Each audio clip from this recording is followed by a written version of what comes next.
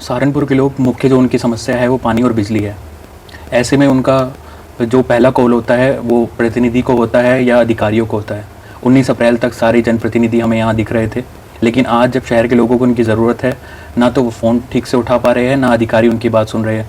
Doctor साहब, आपने कहा 30 से ज़्यादा पेयू नगर निगम के द्वारा चलाए जा रहे हैं।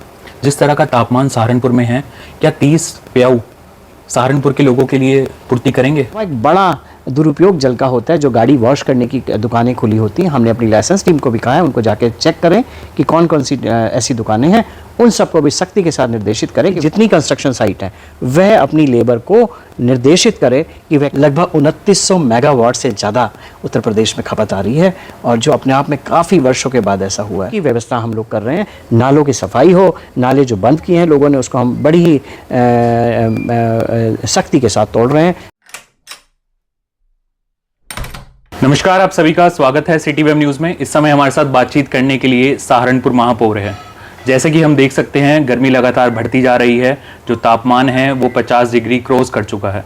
ऐसे में सहारनपुर नगर निगम द्वारा क्या कुछ व्यवस्था की गई है, क्योंकि लगातार जो जनमानस है सहारनपुर का वो बिजली को लेकर और पानी को लेकर काफ़ी तकलीफ में है। ऐसे में सहारनपुर महापौर ने क्या कुछ तैयारियाँ की है? सबसे पहले आपका स्वागत है सिटी वेब न्यूज़। देखिए, पूरा उत्तरी भारत इस समय एक हीट वेव के चपेट में है, और जैसा अभी आप बता रहे थे कुछ जगह ऐसी हैं जहाँ पर 47-48 डिग्री सेल्सियस तक टेम्परेचर चला गया है। अगर मैं सहारनपुर की बात करूँ तो यहाँ पर भी, जबकि रिलेटिवली उत्तरी भारत के क्योंकि ये एक तलहटी का क्षेत्र है जहाँ पर टेम्परेचर कम रहता है, यहाँ पर भी लगभग 43 डिग्री सेल्सियस तक टेम्परेचर गया है। तो जो इस तरह की हीट वेव चल रहा है, इसमें दो जो समस्याएं आपने अभी बताई वह दो समस्याएं हैं। उसको लेकर नगर निगम पूरी तरह से चाकचौबंद है और नगर निगम पूरी तैयारी कर रहा है। नगर निगम का दायित्व है कि वह जल की आपूर्ति निर्बाध करे। आज ही मैंने अभी समीक्षा बैठक भी की है सभी अधिकारियों के साथ, और हम लोगों ये सुनिश्चित कर रहे हैं कि जो हमारे पेयू हैं वह सब पेयू सुचारू रूप से चले, जिसको राहगीरों को भी पानी मिल सके। हमारे जितने भी पंप हैं, चाहे वो बड़े पंप हैं या मिनी पंप हैं, इसके अलावा हमारे हैंड पंप भी हैं जो बिजली के बिना चलते हैं, उन सब को सुचारू रूप से निर्बाध रूप से चलें। ऐसा हमने एक इमरजेंसी टीम बनाया विद ए नोडल ऑफिसर जो कि निर्बाध सप्लाई देखे। अब दूसरा विषय यह आता है, क्योंकि जो पानी की सप्लाई है और डिमांड है उसके बीच में गैप बढ़ गया। हम लोग पहले भी लोगों को प्रेरित करते हैं और पुनः आज हम प्रेरित भी कर रहे हैं, और कुछ लोगों पर कठोर कार्रवाई भी करेंगे कि जो कि पानी का वेस्टेज करते हैं। आपका चैनल के माध्यम से मेरा अनुरोध है, और हमने निर्देशित किया है कि जो कंस्ट्रक्शन साइट हैं वह जल को हमारे एसटीपी प्लांट से लेंगे। जो हमारा रिसाइकल्ड जल है एसटीपी प्लांट का वह यूज़ करें। और हम लोग उद्यान को भी अभी हमने निर्देशित किया है कि वह जो पानी की सप्लाई है वह एसटीपी प्लांट से लें। इसी तरह से हम रिक्वेस्ट करेंगे कि फायर टेंडर को भरना, जो कि अति आवश्यक है, फायर होने का भी डर बना रहता है, उसकी सप्लाई भी वह एसटीपी प्लांट से लें। इसके अलावा एक बड़ा दुरुपयोग जल का होता है। जो गाड़ी वॉश करने की दुकानें खुली होती हैं, हमने अपनी लाइसेंस टीम को भी कहा है उनको जाके चेक करें कि कौन कौन सी ऐसी दुकानें हैं। उन सबको भी सख्ती के साथ निर्देशित करें कि वह पानी को जाया ना करें, और वह भी कोशिश करें वह एसटीपी प्लांट से पानी को लेकर संरक्षित करें और उस पानी को ही अपने कार्यों में यूज़ करें। मेरा आपके माध्यम से अनुरोध है लोगों से भी कि वह जल का कम से कम उपयोग करें, क्योंकि एक जगह लोग जल को वेस्ट कर रहे हैं, दूसरी जगह त्राही मची होती है। तो वह मिनिमम यूज़ करें जल का अपने घरों में। चाहे फर्श को धोना हो, धोएं नहीं, स्वीप कर लें। गाड़ियों को धोना है, थोड़ा सा पानी लेके उसको गीला कपड़ा करके उससे साफ़ कर लें, और इसी तरह के प्रयोग करें जो उनको करने चाहिए।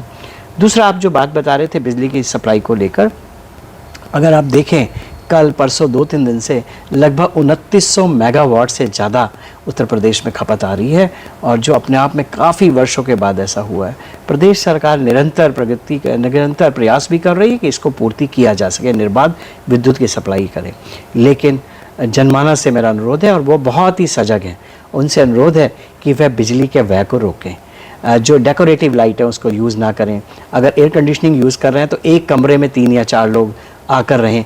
ऑफिस को, हमने अपने ऑफिस को सख्त निर्देश कर दिया है कि वह जहाँ पर एयर कंडीशन की बजाय कूलर से काम चल सकते हैं कूलर को यूज़ करें। नगर निगम भी आज निर्देशित करने जा रहा है, और आप कल से देखेंगे जो हमारी डेकोरेटिव लाइट्स हैं उनका यूज़ ना करें। अगर कहीं डार्क जोन नहीं है, सुरक्षा की दृष्टि से दिक्कत नहीं है, तो वहाँ पर हाई मास्ट लाइट यूज़ ना करें, उसको देर में जलाएं, और अगर कर सकते हैं जल्दी बंद करें, ताकि विद्युत का जितना भी हम व्यय को रोक पाएंगे, हमारी ओवरऑल और आपके माध्यम से पूरे प्रदेश में मैसेज जाता है कि यह करना चाहिए, जिससे जो हमारी डिमांड बढ़ी हुई है वह डिमांड घटकर सामने आए और निर्बाध विद्युत की आपूर्ति की जा सके। डॉक्टर साहब, आपने कहा 30 से ज़्यादा पेयू नगर निगम के द्वारा चलाए जा रहे हैं। जिस तरह का तापमान सहारनपुर में है, क्या 30 पेयू सहारनपुर के लोगों के लिए पूर्ति करेंगे? देखिए, जो आप ये बात कह रहे हैं मैं बिल्कुल आपके साथ बिल्कुल सहमति रखता हूँ। और हम लोगों ने जो भी मुख्य केंद्र है, जैसे कि रेलवे स्टेशन है, बस स्टैंड है, स्कूल हैं, चौराहे हैं, वहाँ पर हम लोग भी व्यवस्था करने जा रहे हैं। और आज आपके माध्यम से भी कर रहे हैं और एक पत्र के माध्यम से भी हम अनुरोध कर रहे हैं सभी सामाजिक संस्थाओं से कि वह एक शेल्टर लगाएं, अस्थायी शेल्टर, चाहे वो हरे कपड़े का बनाकर लगा लें या टेंट के रूप में लगा लें, जिससे राहगीर थोड़ी देर राहत महसूस कर पाए।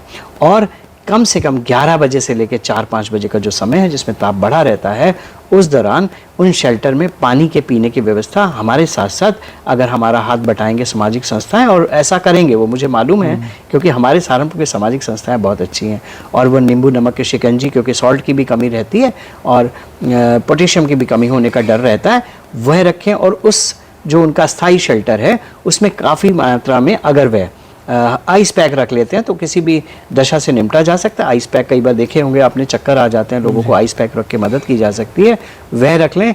तो मेरा उनसे आपके माध्यम से करबद्ध अनुरोध भी है कि हम लोग तो अपने कार्य में लगे हैं और ये जिम्मेदारी हम इसको पूरा करेंगे, लेकिन अगर सामाजिक संगठन भी इस आपदा से, आपदा भी घोषित नहीं है लेकिन एक तरह की आपदा की अवस्था है पूरे प्रदेश में, आप देख रहे हैं उत्तरी भारत में स्पेशली लोग त्राही त्राही कर रहे हैं गर्मी के कारण से, और सरकार भी सब व्यवस्थाएं कर रही हैं। अगर वह भी इस अवस्था में जो डिफ़िकल्टी की अवस्था है हमारी, उसमें हमारे साथ आएंगे तो हमारी बहुत मदद होगी, उनके लिए हम उसका धन्यवाद भी करते हैं। डॉक्टर साहब, पिछले 4 दिनों से सबसे ज़्यादा चर्चा है एक वार्ड की, वार्ड नंबर 46, जिसमें लोग पानी की समस्या से जूझ रहे हैं।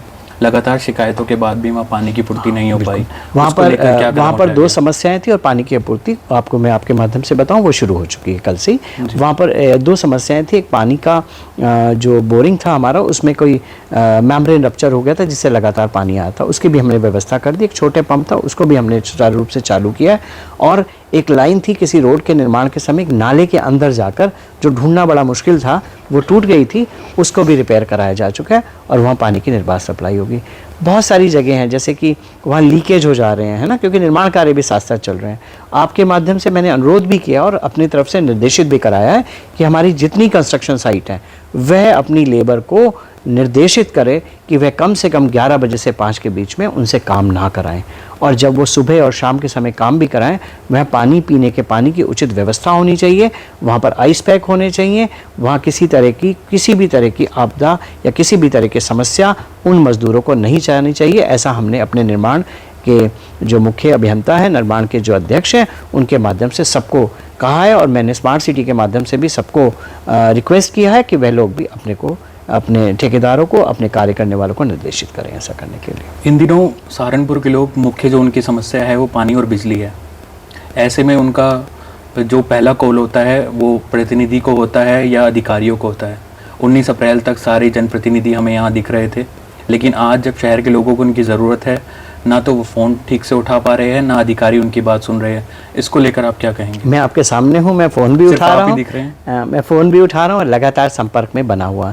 यह नगर निकायों की एक जिम्मेदारी है कि पानी की निर्बाध सप्लाई करे, पथ प्रकाश की व्यवस्था करे, सफाई की व्यवस्था करे। इसका अगला हमें डर है कि जब अभी बारिश आएगी तो पिछले वर्ष आपने देखा कि बड़ी मुश्किल से गुजरना पड़ा, उसको भी साथ साथ मैनेज करें। इन दोनों विषयों को लेकर आज मैंने एक समीक्षा बैठक की है अपने सब बड़े अधिकारियों के साथ, और दोनों ही चीज़ों को हम साथ साथ लेके चलें। इसके बीच में त्यौहार भी आने वाले हैं, उन सब की व्यवस्था हम लोग कर रहे हैं। नालों की सफाई हो, नाले जो बंद किए हैं लोगों ने उसको हम बड़ी ही सख्ती के साथ तोड़ रहे हैं, जिससे कोई भी आपदा हमें परेशान ना करे, बारिश के होने पर हमें परेशानियां ना झेलनी पड़े।